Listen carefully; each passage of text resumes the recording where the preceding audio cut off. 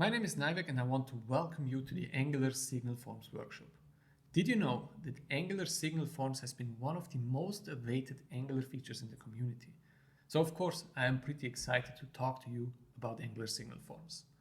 In this workshop, we will take a deep dive on Angular Signal Forms. We will first start by building out basic forms. We will then add some built-in validators and custom validators.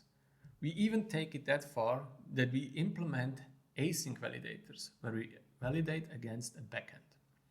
We will then look at some nice, cool new features on how to provide metadata for our forms.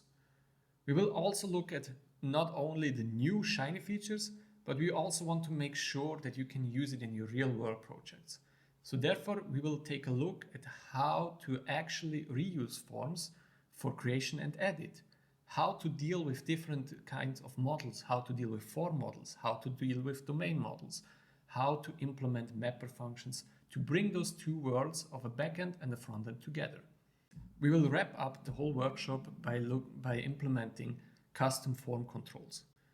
So custom form controls are especially useful if you have your own Angular Signal form controls. Last but not least, we will also take a look at how we can use standard schemas like SOT to automatically validate our Angular forms. After completing this workshop, you have everything that you need to go to your project and start implementing Angular Signal forms. So join me on this journey, it's gonna be fun.